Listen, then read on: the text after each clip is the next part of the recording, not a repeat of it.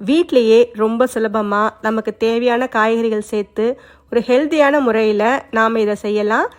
செய்யறது ரொம்ப சுலபம். பிரெட்டுக்கு கூட இந்த மாதிரி செஞ்சு சாப்பிட்லாம், ரொம்பவே நல்லாயிருக்கும். முதல்ல ஒரு குக்கரில் 7-8 பீன்ஸை பொடியாக நறுக்கி சேர்த்துக்கங்க. கூடவே ஒரு பெரிய கேரட்டையும் நறுக்கி சேர்த்துக்கலாம்.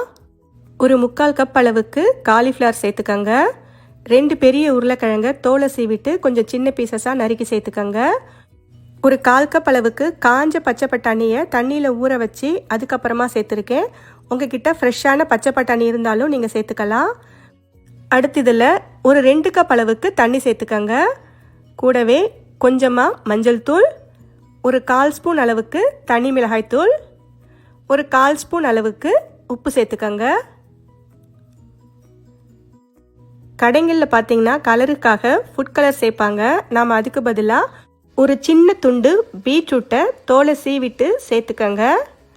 இதுக்கு பதிலாக காஷ்மீரி சில்லி பவுடர் கூட நீங்கள் சேர்த்துக்கலாம். காய்கறிகள் பார்த்தீங்கன்னா உங்கள் விருப்பத்துக்கு ஏற்ற மாதிரி கூட்டி குறைச்சி எந்த அளவுக்கு வேணால் நீங்கள் சேர்த்துக்கலாம். இப்போ குக்கரை மூடி போட்டு மீடியம் ஃப்ளேமில் வச்சு ஒரு 4 விசில் வேக வச்சு எடுத்துக்கங்க. ஸ்டீம் இறங்கினதுக்கப்புறம் திறந்து பார்த்தீங்கன்னா காய்கறிகள் நல்லா வெந்து வந்திருக்கும். ஒரு மேஷர் இல்லைன்னா மற்ற வச்சு நல்லா ஸ்மூத்தாக மசிச்சு விட்டுக்கங்க. லேசாக சூடாக இருக்கும்போதே மசிச்சு விட்டிங்கன்னா உங்களுக்கு ஈஸியாக மசிக்க வந்துடும். பொறுமையாக எல்லாத்தையும் சேர்த்து நல்லா மசிச்சு விட்டுக்கங்க. இப்போ பார்த்தீங்கன்னா நல்லா மசிஞ்சு வந்துடுச்சு. இந்தளவுக்கு நல்லா மசிஞ்சு வந்ததும் இதை எடுத்து தனியாக வச்சிடுங்க. அடுத்து ஒரு அகலமான பேனில் 2 டேபிள் ஸ்பூன் எண்ணெய் சேர்த்துக்கங்க. கூடவே 1 டேபிள் ஸ்பூன் பட்டர் சேர்த்துக்கங்க. இந்த ரெசிபிக்கு எந்த அளவுக்கு பட்டர் சேர்க்குறீங்களோ அந்தளவுக்கு டேஸ்ட்டும் ரொம்பவே நல்லாயிருக்கும். இப்போ இது ரெண்டுமே லேசாக உருகி வந்ததும் அடுத்து இதில் ஒரு 1/2 ஸ்பூன் அளவுக்கு சீரகம் சேர்த்து தாளிச்சுக்கங்க.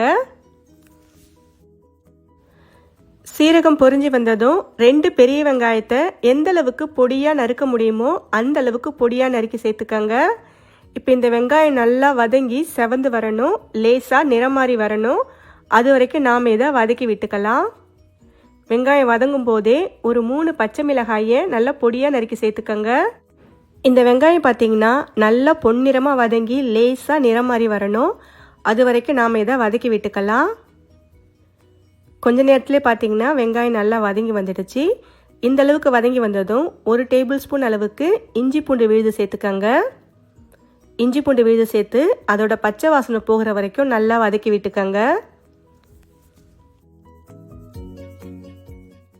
அடுத்து இதில் ஒரு 3 தக்காளியை நல்லா பொடி பொடியாக நறுக்கி சேர்த்துக்கங்க. கூடவே ஒரு 1/4 கப் அளவுக்கு பொடியாய் நறுக்கிய கொடமிளகாய் சேர்த்துக்கங்க. இப்போ இது ரெண்டையும் சேர்த்து நல்லா வதக்கி விட்டுக்கலாம்.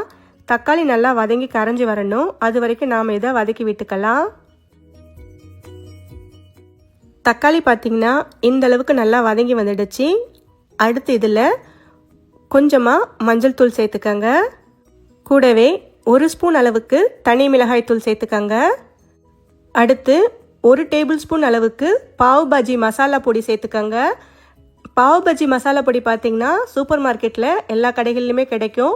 ஒருவேளை உங்ககிட்ட அது இல்லைன்னா ஒரு 3/4 ஸ்பூன் அளவுக்கு மல்லித்தூள், 1/4 ஸ்பூன் அளவுக்கு கரம் மசாலா தூள் சேர்த்து நல்லா கலந்து விட்டுக்கங்க. இப்போ இந்த பொடிகள் சேர்த்து நல்லா கலந்து விட்டதுக்கப்புறம் அடுத்து இதில் ஒரு 1/4 கப் அளவுக்கு தண்ணி சேர்த்துக்கலாம். தண்ணி சேர்த்து ஒரு முறை நல்லா கலந்து விட்டு மசாலாவோட பச்சை வாசனை போகிற வரைக்கும் 1 நிமிஷத்துக்கு லேசாக கொதிக்கட்டும். அடுத்து இதில் நாம் வேக வச்சு மசிச்சு வச்ச காய்கறிகளை சேர்த்துக்கங்க. காய்கறிகள் சேர்த்து ஒரு முறை எல்லாமே சேர்ந்து வர மாதிரி கலந்து விட்டுக்கலாம். எல்லாமே சேர்ந்து வர மாதிரி கலந்து விட்டதுக்கு அப்புறமா ஒரு 1/2 கப் அளவுக்கு தண்ணி சேர்த்துக்கங்க. இது பார்த்தீங்கன்னா ரொம்ப கெட்டியாக இருக்கக்கூடாது, கொஞ்சம் தண்ணியாக தான் இருக்கணும். அதே மாதிரி இது நல்லா கொதிச்சு வரணும். ஒரு 7லேருந்து 8 நிமிஷம் வரைக்கும் நல்லா கொதிக்கணும். அதனால் அதுக்கேற்ற மாதிரி தண்ணி சேர்த்து கலந்து விட்டுக்கங்க. தண்ணி சேர்த்து நல்லா கலந்து விட்டதுக்கப்புறம் தேவையான அளவு உப்பு சேர்த்துக்கங்க.